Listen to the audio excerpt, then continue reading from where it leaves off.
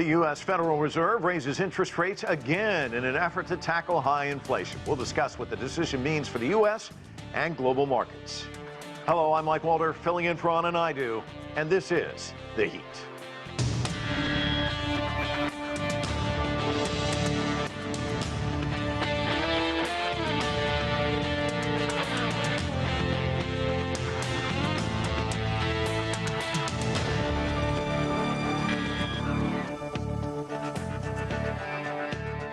A strong labor market and high inflation prompted the U.S. Central Bank to raise interest rates by a quarter point on Wednesday. U.S. Federal Reserve Chair Jerome Powell said the collapse of the Silicon Valley Bank weighed heavily on the decision, but gave assurances the banking system is sound and resilient. Caroline Malone begins our coverage with this report. Well, the U.S. Federal Reserve increased interest rates 0.25% on Wednesday. That was after some debate about whether they would prioritize controlling continued inflation or have more concern about potential issues with the banking sector. But when we heard from Chair Jerome Powell, he said that continued inflation continues to be their priority to control, and that was what led the committee to make the decision. Inflation remains too high, and the labor market continues to be very tight. My colleagues and I understand the hardship that high inflation is causing, and we remain strongly committed to bringing inflation back down to our 2% goal. Well, the Federal Reserve has been increasing interest rates for something like 8 months now. That, of course, after we've had record inflation in the United States and in other parts of the world too over the last year. And that continues to be their priority to control. But this decision to increase interest rates has global ramifications potentially. The UK also going to be announcing their next stage of interest rates from Thursday. At the same time, there is continued concern about the banking sector. The Silicon Valley Bank, of course, collapsed on March 10th, and that's led to huge concerns and other issues with other banks in the United States. The Biden administration has come out and said it will guarantee the deposits of people at that bank up to $250,000. But it's really the overall banking sector, and particularly medium-sized banks and how they're regulated, that remains of concern to people. We must remember, of course, that the last global financial crisis was precipitated by a banking sector crisis. So that's very much front of mind for people here and around the world. And for people in Congress, lawmakers introducing a new legislation that could have stronger oversight of the Federal Reserve, just as they're increasing interest rates once again. Caroline Malone, CGTN, Washington. For more on the U.S. economy and the global implications, let's bring in our panel. Joining us from Beijing is Gong. He's a professor of economics at the University of International Business and Economics. Also with us from London is Klisman Murati. He's the founder of Pareto Economics. That's a global affairs research consultancy. From Miami, John Quelch is a professor with the Miami Herbert Business School at the University of Miami. And Anthony Chan is a former chief economist with JPMorgan Chase and Company. He is joining us from New York. And Anthony, why don't I start with you? Another rate hike. This is the 9th hike since 2022. Let's listen to what the Fed chair had to say about the health of the economy right now. Since our previous FOMC meeting, economic indicators have generally come in stronger than expected, demonstrating greater momentum in economic activity and inflation. We believe, however, that events in the banking system over the past 2 weeks are likely to result in tighter credit conditions for households and businesses, which would in turn affect economic outcomes. It is too soon to determine the extent of these effects, and therefore too soon to tell how monetary policy should respond. As a result, we no longer state that we anticipate that ongoing rate increases will be appropriate to quell inflation. Anthony, what do you read into his comments, and are we kind of nearing the end, I guess, of these rate hikes? Well, we clearly are closer to the end of these rate hikes than we were when they started, but the job is not completed. The Federal Reserve is still telling us that inflation is too high. In fact, they came out with projections that the personal consumption deflator this year will be up 3.3%, drop to 2.5% in 2024, and then we will have to wait until 2025 to see it at 2.1%, still slightly higher than the Federal Reserve 2% target. So they clearly have not completed the job on inflation, but as you correctly point out, now they have another factor that they have to worry about, and that's namely stability in the banking system. And for that reason, that's why the statement today was a little softer than it's been in the past. And he talked about the need for possibly additional policy firming, which is a little bit softer than coming out and saying that interest rates are just going to be increased in order to battle inflation. So they are looking to raise rates, but somehow if the banking situation were to deteriorate, they don't rule out the possibility that they can pause. They don't rule out the possibility they can cut rates. Keep in mind that he also talked about the fact that because of this banking situation, you will have tighter credit conditions, and that takes the place of some interest rate hikes. So therefore, between now and next year, I suspect that interest rate hikes will be a lot less if we didn't have this banking situation. Anthony, I'm sure you watched the news conference. I did. A lot of people are saying it was boring, but does it appear that he's somewhat spooked about what happened with these banks, you think? I think he certainly is aware and is concerned about these banking hikes. He talked about it as though there was a real concern, but he also said that doesn't mean that we can completely forget about inflation. But at the same time, he also said that we have to pay close attention. He's ordering that study to find out what went wrong. He talked about the possibility that if the situation were to get worse, they have to take into account the totality of the data, the totality of economic conditions. So he is aware of it, he is concerned, but at the same time, inflation is not something that they want to forget. John Quelch, we saw Silicon Valley Bank and Signature Bank close their doors. A lot of concerns about the banking industry after that. And some people were saying, look, the Fed needs to pump the brakes altogether.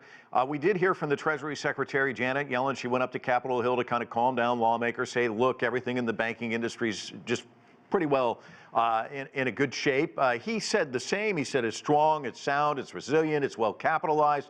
They're saying all the right things, but we do know, we've seen it in the past where there's contagion. People start to get fearful. They go, there's run on banks, that sort of thing. Are there still concerns out there that there are some shaky institutions out there? Where are we versus last week, do you think? Mike, thank you. It's keep calm and carry on, to use a British expression. That's the characterization I would give of the chairman's statement today. Certainly the coverage of the uninsured deposits of Signature and Silicon Valley Bank have calmed the prospects of contagion and further panic runs on other banks. However, there is a significant number of banks that potentially have a level of uninsured deposits that could result in them getting into trouble. And I do believe, therefore, that the speed with which the investigation of what happened in these cases takes place is very important. It has to be thorough, but it has to be swift. And no doubt there will be regulatory tightening that will occur as a result of the failure of these banks. You'll recall that the regulations were loosened in 2018, partly at the behest of Silicon Valley Bank management, so that banks over $50 billion in assets would actually be alleviated of regulations that were in place, and the limit was raised to $250 billion that conveniently enabled Silicon Valley Bank to escape the regulations. One final point, Mike, I would say I was quite interested in the fact that in his statement, he explicitly said that management had failed at Silicon Valley Bank. But remember that management is also overseen by regulators and supervisors within the Federal Reserve System. And it's quite surprising to me to have learned that the CEO of Silicon Valley Bank was sitting on the board of the Federal Reserve of San Francisco. So I think, the buck is going to stop not at the chairman, but probably at the board level in San Francisco. Yeah, that's an interesting development and a key point. What's the fallout of that going forward, do you think? You know, I think one of the dangers here is that there will be a swing of the pendulum back towards too much regulatory tightening. It is the case that in the U.S., with a system of 4,000 plus banks, it is a great system in terms of these community and local banks are close to their customers and can better assess, in many cases, the creditworthiness of those customers, those small businesses, and that is a strength of the U.S. system. It would be of concern if a overreaction on the regulatory front resulted in less of an ability of those banks to do the right thing in their localities. And whenever there's a problem, a crisis, one always worries that there's going to be an overreaction. And I think there has to be prudence both among legislators in Congress and among bank regulators and the public in terms of not overdoing the reaction here. But there could still be, to your first question, there could still be some problems out there. And every risk management committee of every board of directors of every one of 4,000 banks in the United States, I can assure you, is looking very carefully at the creditworthiness of its assets and liabilities in order to make sure that they're not going to be caught out in the same way as Silicon Valley Bank. Klisman, Caroline Malone touched on this just briefly in her report. We're also seeing interest rates going up. London also facing inflation. I think it was 10.4% in February. As she pointed out, the Bank of England is meeting on Thursday. What can we expect, do you think?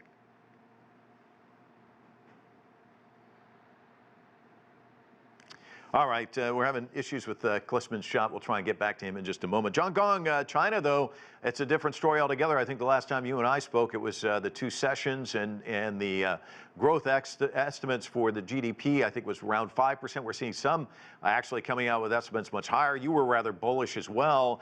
It's interesting because we heard Powell talking about subdued growth, is how he described it, with a 0.4 growth projection. This isn't Charles Dickens and A Tale of Two Cities, but it is a tale of two countries. Frame it for us. We're seeing China where growth's, kind of taking off. The United States still very sluggish. Well, the current priority for the government in Beijing is the economic growth. Here in China, we don't have a serious inflation problem. As a matter of fact, the data we've been seeing is actually pretty much going the other way. So the government has the incentive, the banking, central bank has the incentive to actually decrease interest rate. So it's a much better shape. But I do want to comment on Jerome Powell's decision. I think he's faced with a dilemma. On one hand, he is faced with the prospect of more banks getting into problems, and this is going to be a contentious issue. On the other hand, he's seeing a tightening of the banking sector, the credit market. But this is precisely what he wants, actually. This is precisely what he's hoping for, the slowing down of the economy. He describes the situation, the job market being tight, and this is something that he doesn't want to see. And I think it's kind of ironic that the American economy, the labor market in the United States is tight, of course, because of the American economy is at the moment that the manufacturing is coming back, and there's a resurgence of manufacturing. There's a series of legislations by the Congress, and I think it's a very, very difficult tide to fight against. So I think if he's emphasizing too much on the job market and labor market, I don't see the job market being slowing down. I mean, look at the situation of the semiconductor industry, other high-end manufacturing industries. hundreds of thousands of jobs have been created. Of course, the job market is going to be very tight. So I think, he's probably, on one hand, I think he's actually correct that the risk in the banking sector is probably, limited, and he has ways and tools to contain the risk. If some bank has a problem, he can control the risk of a bank run. But on the other hand, he's hoping for the job market slowing down. He's hoping for the credit market to be tightening up. And I think he is making the right decision, but I think he's overly concerned with the job market. Klisman, we've got your signal back, so let me talk to you about how the UK is also grappling with high inflation. The rate, I think, 10.4% for February. The Bank of England meeting on Thursday. What can we expect, do you think? Well, either they raise rates or they don't. That's really the only outcome that we can see in this. But what I think your viewers need to really understand is that homogenizing interest rate rises across the board only because other central banks are doing so, I don't think is the right approach. Each economy has their own fundamentals that work for and against them at certain times. So it's the job of any central bank to look at the fundamentals of that country and see what that would mean for its own economy. Now, for the UK, I think it's in a worse shape than other economies because we have to realize that it's a net importer of goods. That includes energy. So they are obviously at risk of exogenous shocks to its economy. And with the war in Ukraine, with the gas prices at all-time highs over the last 6 months, or if not more, then we can see how there's very little control that a country has when it has such external risks to its own economy and working. Also, secondly, we have to see that according to our global power index, the UK ranks number 5 in the world of the most powerful countries in the world. That's because although it has risks in terms of its energy supply, it still is very, very leading in the world when it comes time to diplomacy, when it comes time to technology, when it comes time to its geostrategic positioning and other aspects of not only its economy, but of its wider power influence in the world, which will keep it in good stead over the next couple of years, I think. Anthony, your former employer, JPMorgan Chase, came out with a rewritten forecast for the recession in the United States. I want to read exactly what was sent out to clients this week. This comes from the chief global market strategist. Quote, a soft landing now looks unlikely with the airplane in a tailspin and the engine's about to be turned off. I think basically signaling perhaps we're on the way to a recession. I mean, how do you read that? Well, I think that if you look at the indicators out there, like the index of leading economic indicators dropping for 11 consecutive months, I have my own proprietary economic indicator that I like to use, and that is the shape of the yield curve, the 2s to 10s. What I do is to look at that yield curve plus the index of leading economic indicators. And historically, when both of them have declined for 3 consecutive months or more, you usually get a recession about 6 to 18 months into the future. Now, the question is, why haven't we had a recession already? And I think the answer is pretty obvious. We had $4.8 trillion worth of fiscal stimulus.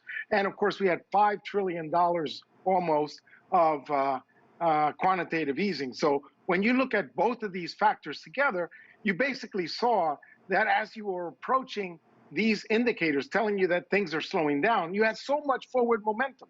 But keep in mind that even the Federal Reserve is telling you, as you pointed out before, 0.4% growth this year and 1.2% growth in 2024. That's not a lot of economic growth. So I actually think there is a good chance that we are going to get a recession, not over the near term, but you're probably going to get it probably in the beginning of 2024. It's going to be mild because of all that stimulus. But you got to ask your last question to yourself, and that is, with this banking situation, the possibility that you're going to have credit tighter conditions in credit, tighter financial conditions, does that increase the probability of recession? Does that reduce it? Nobody will argue it reduces it. It increases the probability. So I think that the odds are, at least for a mild recession, in the beginning of 2024. So I may not be as pessimistic as some others, but I think our time will come when you do see the economy slipping into a recession. John Quelch, what he just described, I would imagine, is some kind of a perfect storm. He's saying a mild recession. How do you view it? I view it similarly to Anthony. I think, as he has said, the level of stimulus pumped into the economy was such that still to this day there is significant savings that consumers, if necessary, are drawing upon to sustain their lifestyles and sustain their consumption. And of course, the U.S. is approximately 2/3 driven as an economy by consumption. So at the moment, credit's available. Credit will be less available, of course, as we have heard already, but credit is available. Savings have still not been depleted, and the U.S. consumer is still carrying on as best it can to continue the lifestyle that it's become accustomed to. Now, that's going to change. There's no doubt about it. There is a day of reckoning coming, but certainly the prospects of a soft landing have been lessened by the events associated with the banking crisis. But are we in for a long and deep recession? I personally don't think that's going to be the case. And so I'm very much in the same camp as Anthony and his analysis. All right, you said day of reckoning. Let's take a deeper dive on one of the things that you brought up, which is bank regulations. As we know, after the 2008 meltdown, we saw the Dodd-Frank legislation, stronger regulations on banks. We saw that weaken during the Trump administration. We're hearing the same sort of calls we heard after 2008. One of those people who's been championing some changes is U.S. Senator Elizabeth Warren from Massachusetts. Let's listen to what she had to say on ABC's This Week. Starting back in 2016 or so, these multi-billion-dollar banks that, like SVB, in fact, Gary Becker, the CEO of SVB, came to Washington and kept saying, lighten the regulations on us. We're just like tiny little banks, so ease up on the regulations. Donald Trump then ran for president, promising he would ease up on the regulations on these multi-billion-dollar banks. Then Jerome Powell, the chairman of the Fed, stepped up and took a flamethrower to the regulations, saying, I'm doing this because Congress let me do it. And what happened was exactly what we should have predicted. And that is the banks, these big multi-billion-dollar banks, loaded up on risk. They boosted their short-term profits. They gave themselves huge bonuses and big salaries, and they exploded their banks. You know, I saw somebody tweet the other day that, you know, you have regulations, get rid of regulations, you have these bank closures, then you get the regulation. It's like rinse and repeat. And we're hearing kind of the same things again. But you pointed out, this is kind of a cozy industry. They come to Capitol Hill, they lobby, they get, and then as you mentioned, you know, when you look at the bank, the governors in San Francisco, this kind of coziness, what needs to happen here? So certainly there will be the customary regulatory review. There will be the customary congressional hearings. I'm sure Senator Warren will be prominent as a member of the Financial Services Committee in the U.S. Senate in those hearings, and there will be new regulation. But yeah, as I said before, we don't want to over-tighten the regulation to the point where small community banks are so overwhelmed with bureaucratic oversight that they can't do their important work of channeling credit to local businesses that are deserving of it. So there has to be some balance here. And that's not, as you said, easy to achieve in a crisis-type situation. I do think that, by the way, John Wong was totally correct in his analysis to the effect that, if I may put it this way, the CEO of Silicon Valley Bank, through his actions, probably saved the United States from an additional 0.25% rate increase today. I'm sure it would have been 50 basis points as opposed to 25 had Silicon Valley Bank and Signature and Silvergate not gone down.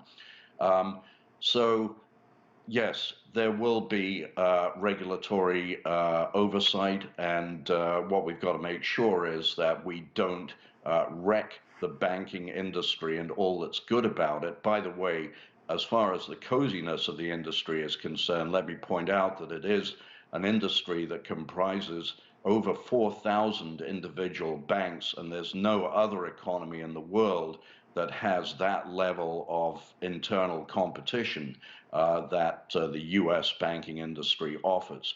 So, let's not over-exaggerate the degree to which the lobbying and the coziness is affecting the markets and the regulations.